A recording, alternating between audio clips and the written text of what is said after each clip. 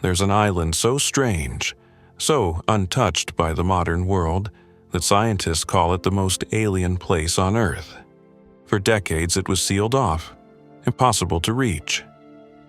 Now, for the first time in years, Socotra has reopened its shores. This isn't your typical tropical paradise. Dragons, blood trees rise like umbrellas torn from a forgotten sky. Plants that exist nowhere else on the planet cling to limestone cliffs. And beneath the surface, both on land and in the surrounding waters, lie ecosystems so rare that one wrong step could erase them forever. Yemen's Socotra archipelago sits 155 miles off the Horn of Africa, cradled by the Arabian Sea. Isolation turned this place into a biological time capsule. More than a third of its plant life exists nowhere else.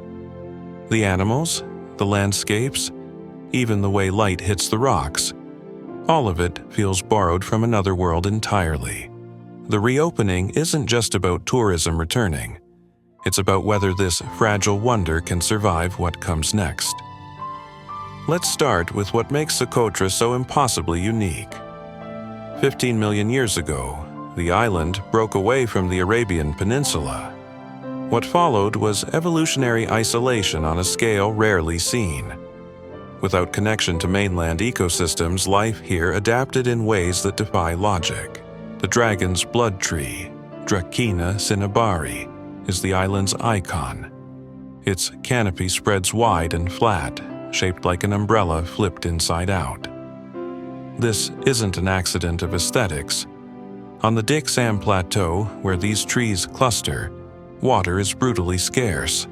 The broad crown captures moisture from passing fog, funneling it down to the roots below. Every drop counts. Cut the bark, and it weeps red. Locals have used this crimson resin for centuries as medicine, dye, and in spiritual rituals. Ancient traders carried it across empires. Today, it's still harvested by hand, though the trees themselves are increasingly threatened. But here's what most visitors don't grasp until they arrive. Socotra isn't just rare because of individual species. It's the combinations that shouldn't exist. Desert roses blooming beside frankincense trees, limestone caves hiding freshwater pools, beaches where dolphins appear so regularly that fishermen time their journeys by them.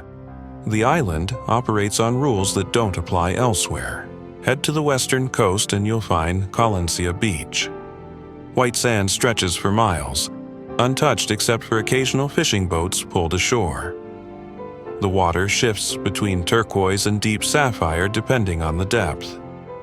Offshore sandbars create natural lagoons where the current slows to nothing.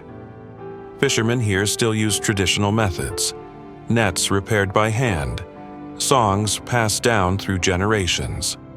Before each voyage, small fires are lit on the beach, not for warmth, for blessing. The sea here isn't just a resource. It's a living presence that demands respect. When dolphins swim alongside the boats, locals take it as a sign. The nets will be full. The wind will hold steady. It's a good omen, they say. And it happens often enough that you start to wonder if there's something to it.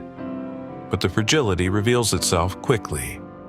Coral reefs around Socotra are among the healthiest in the region. Yet, they're sensitive to temperature shifts. Overfishing could collapse fish populations within years. Even the dragon's blood trees, which have stood for centuries, are struggling to regenerate. Climate change is altering the fog patterns they depend on. The reopening brings opportunity and risk in equal measure. Tourism can fund conservation. It can also accelerate destruction. Move inland toward the Hagir Mountains, and the landscape transforms completely. Jagged peaks rise over 5,000 feet, their slopes covered in endemic plants found nowhere else. Mist clings to the valleys. The air smells of resin and wild herbs. Socotra's isolation preserved more than just plants. The Socotri people maintain a distinct language, culture, and way of life. Their language, a non-written Semitic tongue, is unrelated to modern Arabic. Traditions here stretch back millennia, shaped by the island's geography and the demands of survival in a place this remote. For years, conflict in mainland Yemen made Socotra inaccessible. Flights stopped. The few tourists who had discovered the island vanished. The people here were left even more isolated than before, cut off not just by geography but by war. Now, as the island cautiously reopens, there's a tension in the air. Locals want economic opportunity. They need it. But they've also seen what mass tourism does to fragile places. The question isn't whether people should come. It's how many, how fast, and whether the infrastructure can support them without destroying what makes Socotra worth visiting in the first place. There are no large resorts here, no paved roads connecting every corner of the island. Accommodations are basic, clean but simple. This isn't a place you visit for luxury. You come because nowhere else looks like this. You come because it might not stay this way forever. The dragon's blood trees are already struggling. Scientists estimate that without intervention, many of the oldest groves could disappear within decades. Rising temperatures, changing rainfall patterns, overgrazing by livestock, all of it compounds. Yet there's hope woven into the concern. Conservation groups are working with local communities. Seedling programs aim to replant areas where the trees have thinned. Fishing quotas are being discussed.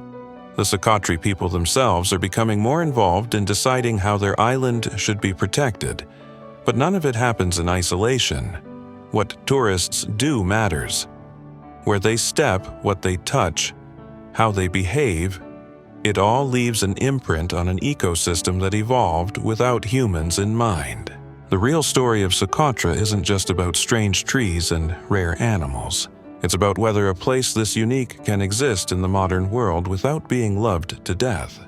The island's interior holds secrets that maps don't capture. Hook Cave, carved into limestone cliffs on the northern coast, stretches deep into darkness. Inside, stalagmites rise like frozen waterfalls. Ancient inscriptions cover the walls, written in languages scholars still debate. Some date back over 1,000 years, left by sailors seeking shelter or performing rituals. The cave feels sacred, untouched, as if stepping inside means entering a space where time operates differently. Water drips from the ceiling in a steady rhythm, echoing through chambers that seem to go on forever. Local guides speak carefully here, their voices dropping to near whispers. They won't say the cave is haunted, but they also won't dismiss the idea. Strange things happen in places this old, they'll tell you. Lights that flicker where no lights should be. Sounds that don't match any animal known to the island. Whether you believe them or not, the atmosphere is undeniable. Something about Hook makes you aware of your own breathing. Then there's Detwa Lagoon, a crescent of white sand and turquoise water so perfect it looks digitally enhanced. Dunes rise behind it, sculpted by wind into smooth curves. The lagoon itself is shallow, protected by sandbars that keep the rougher ocean at bay. At sunset, the water turns gold, then pink, then deep violet as the light fades. Fishermen pull their boats onto the sand, their movements slow and practiced. They've done this their entire lives, as their fathers did, as their grandfathers did. The rhythm of it never changes. But even here, in a place that feels timeless, the modern world is creeping in. Plastic washes ashore. Not in overwhelming quantities yet, but enough to notice. Bottles, fishing nets, fragments of packaging from countries thousands of miles away. The ocean connects everything, and Socotra isn't isolated from the currents that carry humanity's waste. Locals organize cleanups when they can, but the trash keeps coming. It's a reminder that no place, no matter how remote, exists outside the global system. Head south and the landscape shifts again. The plateau of Dixum spreads out in all directions, a high desert dotted with dragon's blood trees. The ground here is rocky, covered in sparse vegetation that somehow survives on minimal rainfall. The trees themselves cluster in groves, their red sap visible where bark has been stripped or damaged. For centuries, this resin was traded across the ancient world. It was used as medicine, as dye, as incense in religious ceremonies.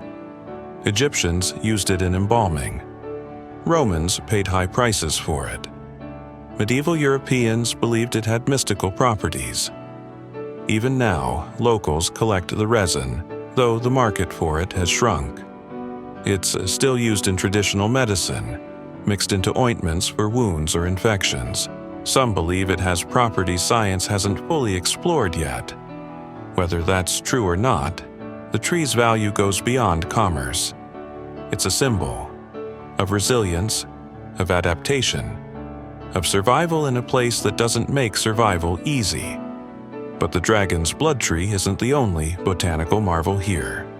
Socotra hosts over 800 plant species, and roughly a third exist nowhere else on Earth.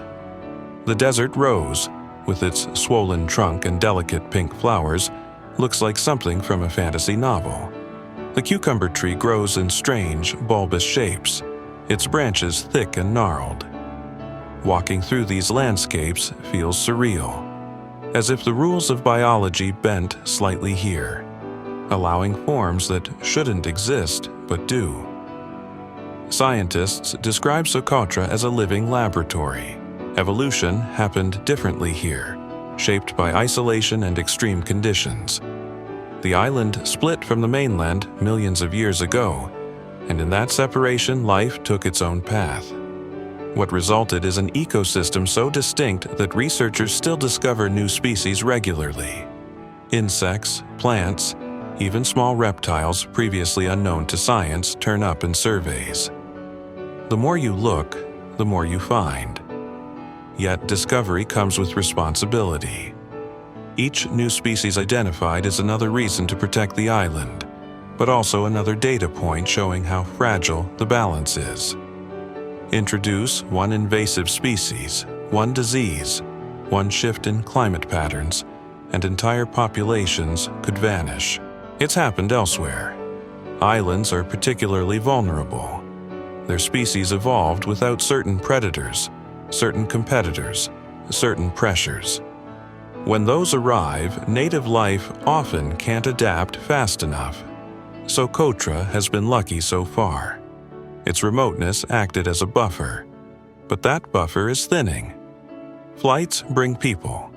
People bring seeds on their shoes, bacteria on their hands, ideas about what the island should become. Not all of it is harmful, but not all of it is harmless either. The Socotra people understand this better than outsiders. They've lived here long enough to see the patterns. They know which plants indicate water, which animals signal storms, which seasons bring abundance and which bring hardship. Their knowledge isn't written in books. It's passed down orally, embedded in stories, songs, daily practices. When an elder dies, that knowledge risks dying too. Younger generations are drawn to cities, to opportunities beyond the island. It's understandable. Life here is hard. Resources are limited. But each person who leaves takes a piece of the island's living history with them. Efforts are underway to document this knowledge before it's lost. Anthropologists work with communities, recording oral histories, cataloging traditional practices. It's a race against time, and everyone involved knows it. Still, there's optimism. The Socotra are proud of their heritage. They want their children to remember where they come from, even if those children eventually leave. And some do return, bringing skills learned elsewhere back to the island, blending tradition with innovation. That tension between preservation and progress defines Socotra's current moment. Do you freeze the island in time? Turn it into a museum? Or do you allow change, knowing it might erase what makes the place special? There's no easy answer. What's clear is that doing nothing isn't an option either. Socotra can't remain untouched forever. The question is how it changes, and who gets to decide. The dragon's blood trees offer a lens into this dilemma. They've survived for centuries, maybe millennia, without human intervention. But now they're struggling. Climate patterns are shifting. Rainfall is less predictable. The trees rely on fog to supplement scarce water, and when fog doesn't come, growth slows. Reproduction becomes harder. Seedlings that would normally take root die before they establish. Scientists monitor the populations, tracking numbers, health, distribution. The data isn't encouraging. Some groves are aging without replacement. If the trend continues, certain areas could lose their dragon's blood trees entirely within a few generations. Conservationists propose solutions: seed banks, controlled propagation, reforestation efforts. All logical, all well-intentioned. But implementation is complex. Who funds it? Who manages it? And critically, how do you ensure local communities benefit rather than being sidelined by outside experts who swoop in with plans but no long-term commitment? These questions don't have simple answers, and rushing toward solutions without addressing them risks repeating mistakes made elsewhere. Islands around the world bear scars from conservation projects that prioritized species over people, leading to resentment, resistance, and ultimately failure. Socotra's advantage is that it's not starting from scratch. The Socotri have managed their environment for generations. They understand sustainable harvesting. They know which plants can be used and which should be left alone. Their practices evolved through trial and error over centuries. Modern conservation can learn from this rather than overriding it. The best outcomes happen when traditional knowledge and scientific research work together, each filling gaps the other can't address alone. Tourism complicates everything. On one hand, it brings money, jobs, infrastructure. Visitors who leave impressed by the island's beauty often become advocates for its protection. On the other hand, tourism demands resources: water for hotels, food beyond what the island produces, waste management systems that didn't exist before, roads that carve through fragile habitats. The balance is delicate. Too little tourism, and the island remains economically isolated. Too much, and it risks becoming another destination where natural beauty gets loved to death. Recent years saw visitor numbers climb, then drop sharply. Political instability in Yemen made travel difficult. Flights became irregular. Safety concerns kept tourists away. In some ways, this unintentional pause allowed the island to breathe. Ecosystems got a reprieve from foot traffic. Communities had time to assess what kind of tourism they actually want. Not all growth is good growth. The challenge now is translating those reflections into policy before the next wave of visitors arrives. Socotra's coastline adds another layer to the story. While the interior is defined by mountains and plateaus, the shores offer something entirely different. Beaches stretch for miles, some with sand so white it reflects sunlight like snow. The water is impossibly clear, revealing coral reefs teeming with fish.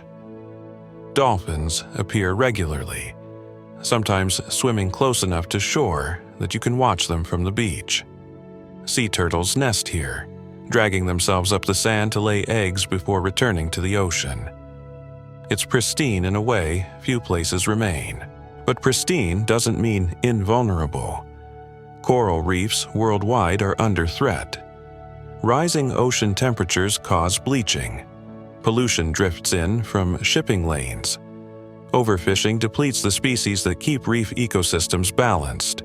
Socotra's reefs have held up better than many, partly because the island's isolation limited human impact. Yet that protection isn't guaranteed. As access increases, so does pressure. Fishing boats from other regions sometimes operate in Socotri waters. taking more than regulations allow. Enforcement is difficult when resources are limited and the ocean is vast. Local fishermen notice the changes. Catches aren't what they used to be. Fish that were once abundant are harder to find. Some species have disappeared from certain areas entirely. It's a slow shift, easy to dismiss year by year, but undeniable when you compare now to a decade ago. These fishermen aren't scientists, but their observations align with what researchers document. Both groups see the same trends, just from different vantage points. The Socotra relationship with the sea runs deep. Fishing isn't just an economic activity, it's cultural. Boys learn from their fathers, who learned from theirs. Techniques get passed down. Knowledge about currents, weather patterns, fish behavior. This expertise is valuable, but it's also vulnerable. If fish stocks collapse, that knowledge becomes irrelevant. The culture built around it weakens, and once lost, it's nearly impossible to rebuild. Efforts to establish marine protected areas face pushback. Fishermen worry about losing access to waters they've relied on for generations. Conservationists argue that short-term restrictions lead to long-term abundance, benefiting everyone eventually. Both sides have valid points. The tension isn't between right and wrong. It's between immediate needs and future sustainability.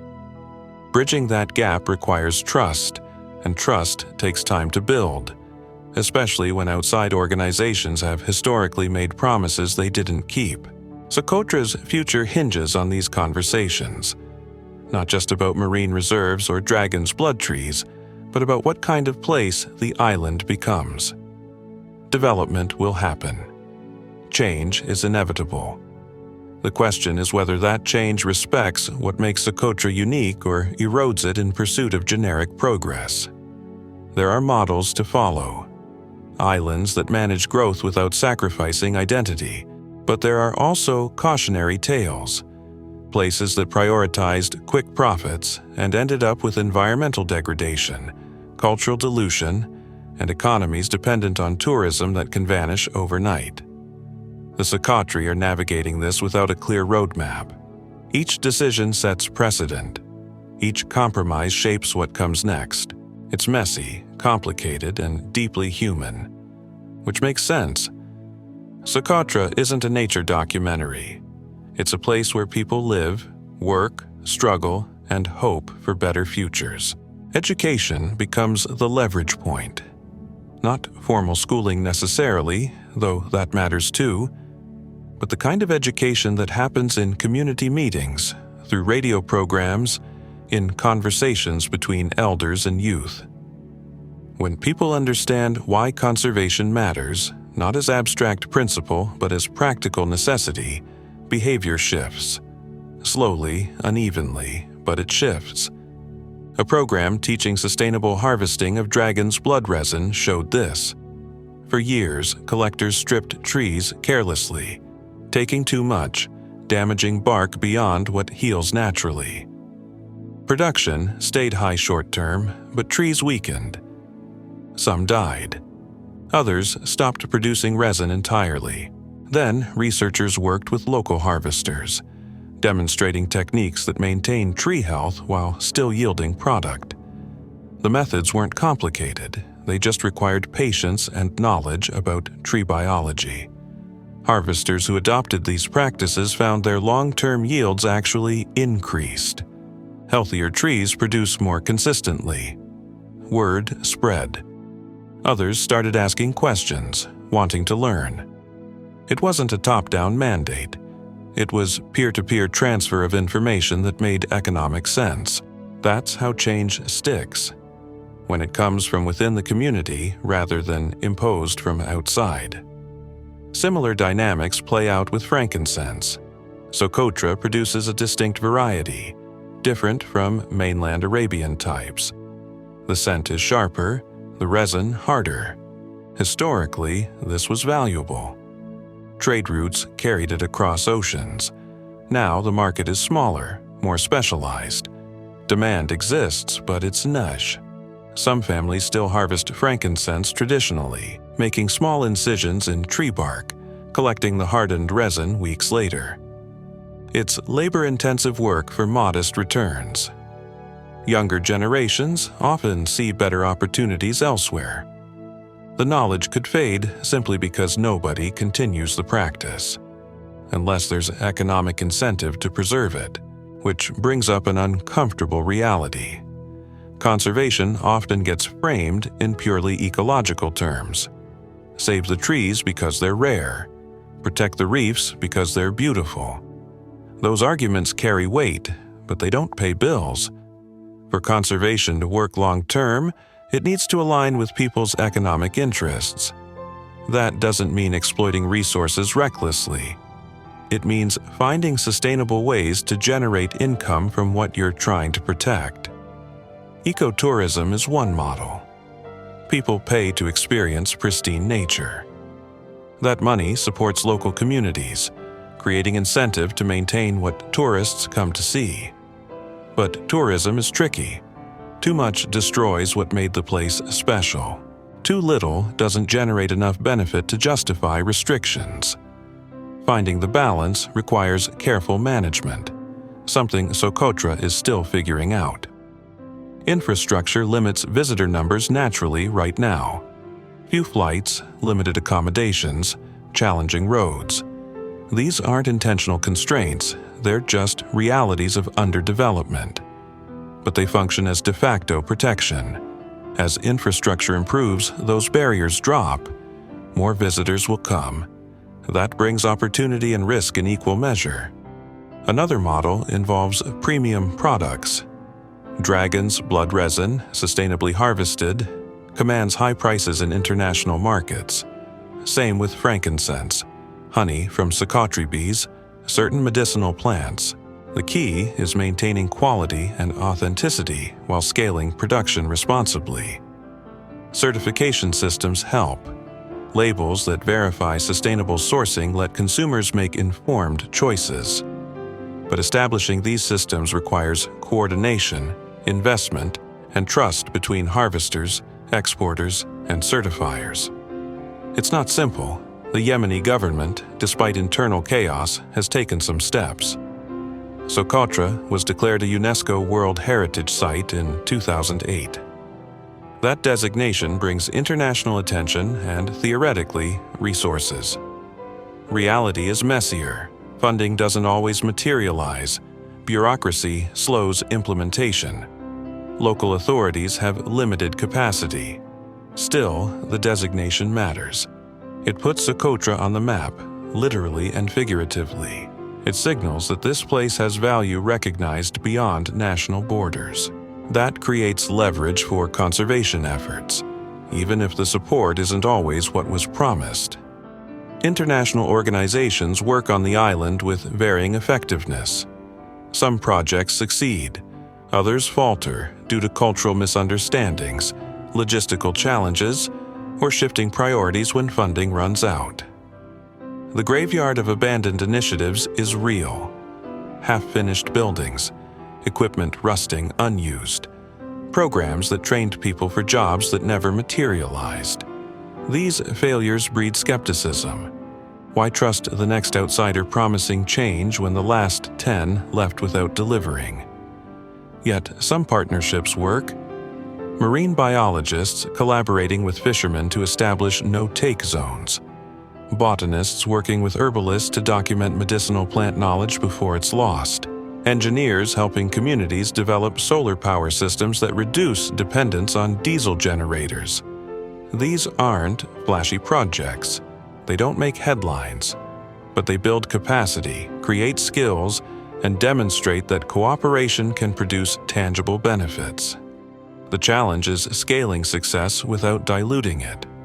What works in one village might not translate to another. Context matters. Social structures differ. Environmental conditions vary. Cookie-cutter solutions fail. This means conservation on Socotra requires nuance, flexibility, and willingness to adapt based on what actually happens on the ground rather than what looks good in grant proposals. Climate change adds another layer of uncertainty. Socotra's isolation won't protect it from global atmospheric shifts. Rainfall patterns are already changing. Some years bring devastating floods. Others, prolonged drought. Dragon's blood trees evolved for specific conditions. If those conditions shift too dramatically, the trees can't migrate. They're stuck on this island.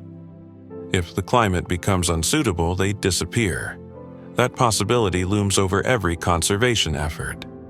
You can stop overharvesting, control tourism, manage resources perfectly, and still lose species to forces beyond local control.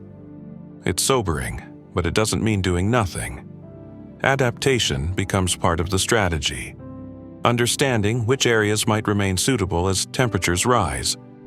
Protecting those refugia. Considering assisted migration, though that's controversial. These are desperate measures, but desperation might define the coming decades for many ecosystems. Socotra's future won't be decided by any single factor. It's the intersection of local decisions, national politics, international pressure, economic realities, and environmental change. Threads weaving together into patterns nobody can fully predict. What's certain is that doing nothing guarantees loss. The people living on Socotra didn't ask to become symbols of conservation. They're just trying to get by. Yet their daily choices ripple outward. A fisherman deciding where to cast his nets. A woman collecting firewood.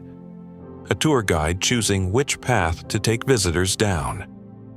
These aren't abstract environmental decisions. They're survival calculations. And increasingly, they're being watched, measured, judged by people thousands of miles away who've never felt the weight of subsistence living. That scrutiny creates resentment. Easy to preach sustainability when you've got stable income and grocery stores. Harder when your kids are hungry and the dragon's blood tree resin sells for decent money. The moral clarity that outsiders bring dissolves quickly under actual pressure. This doesn't mean locals don't care about their environment. Most do, deeply. But caring doesn't pay bills. It doesn't fix a broken boat or buy medicine. The gap between environmental ideals and economic necessity isn't unique to Socotra. It's the fundamental tension in every conservation story. The difference here is the stakes.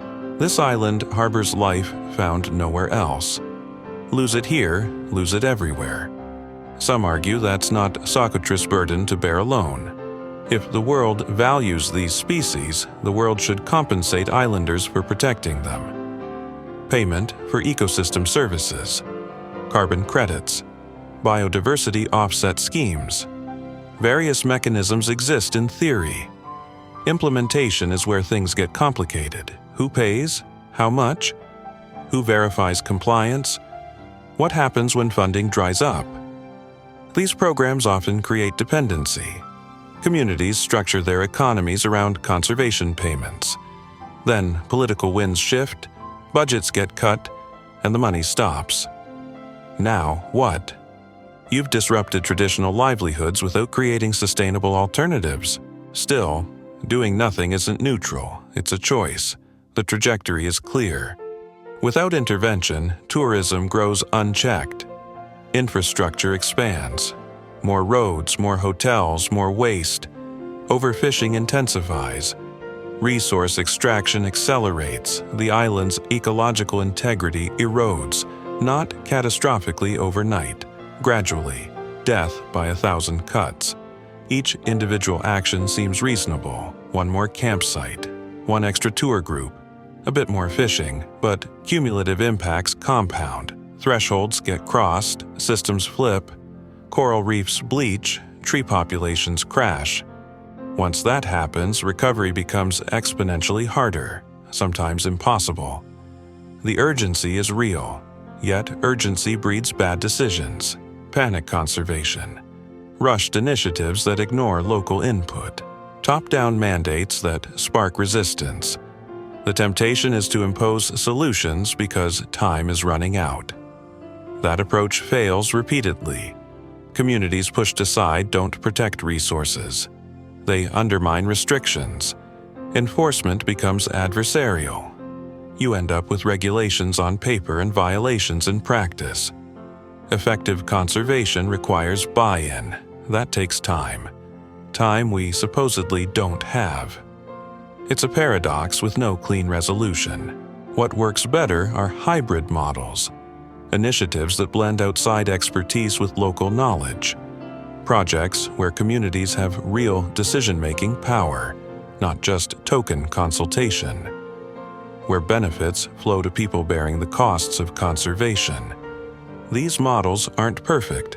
They're messy, slow, and require constant negotiation, but they're more durable than alternatives. When people have ownership, literal and figurative, they defend what's theirs.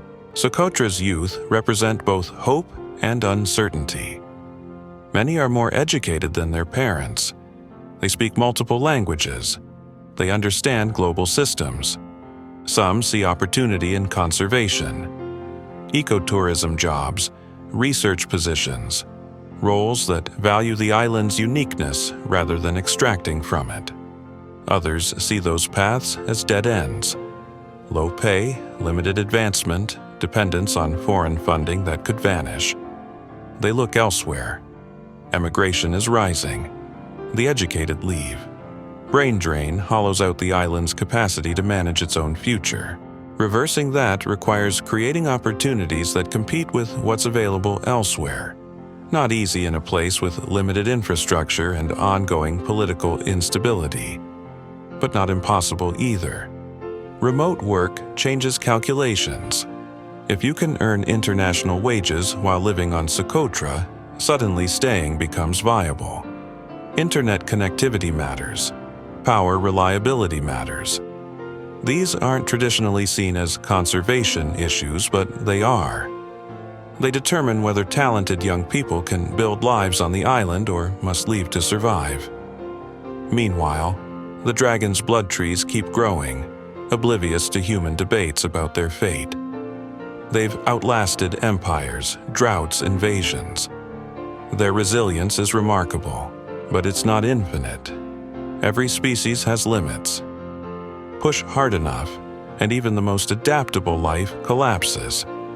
We're testing those limits now, not deliberately, through accumulated choices made without understanding their full consequences until it's too late to easily reverse course.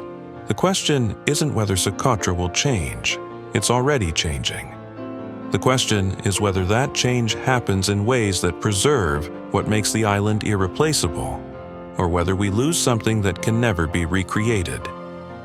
There's no single answer, no policy that solves everything, just a series of imperfect decisions made under uncertainty with incomplete information and competing interests. What matters is making those decisions consciously, recognizing trade-offs, accepting that protecting biodiversity costs something, being willing to bear some of that cost, not pushing all of it onto people least able to afford it. That's not idealism, it's pragmatism. Because if Socotra's ecosystems collapse, everyone loses. The islanders lose their home. Science loses irreplaceable data. Humanity loses species that survived millions of years until we showed up. The story of Socotra is still being written. The ending isn't predetermined. It depends on choices being made right now. By locals, by governments, by tourists, by everyone who cares or should care about what happens when a fragile paradise meets the modern world. The dragon's blood trees stand as witnesses. They've seen a lot. They'll see what comes next. Whether that future includes them thriving or fading into memory depends on us. No pressure. Nobody's coming to save Socotra. There's no cavalry, no miracle technology, no billionaire savior writing checks. The island's fate rests with the people living there and the choices they make daily. That's terrifying and empowering simultaneously. If you visit, understand what you're walking into. This isn't a theme park. It's not designed for your convenience. Infrastructure is minimal. Comfort is relative. You'll get dusty, hot, uncomfortable, that's the point. Places this fragile demand something from visitors: attention, respect, willingness to accept the island on its terms rather than expecting it to bend to yours. What you do there matters: where you step, what you touch, how much water you use, whether you pressure guides to take you places that should stay undisturbed. Tourism can fund conservation or accelerate destruction. You're not a neutral observer. Your presence shifts the equation. The dragon's blood trees will outlive this moment. Whether they outlive this century depends on decisions being made now, not grand policy declarations, small choices, a fisherman choosing sustainable catch limits, a tour operator refusing to exceed capacity, a visitor picking up trash even though they didn't leave it. These accumulate. They matter. Socotra reopened. What happens next isn't written yet. The island's strangeness, its biological treasures, its fragility, all of it remains. For now. How long that lasts depends on whether we're capable of loving something without destroying it. History suggests we're not great at that. But history isn't destiny. Maybe this time we figure it out before it's too late. Maybe the alien landscape stays alien. Maybe the dragon's blood trees keep bleeding red. Maybe Socotra survives us. That's not guaranteed. Nothing about this is guaranteed, which is exactly why it matters.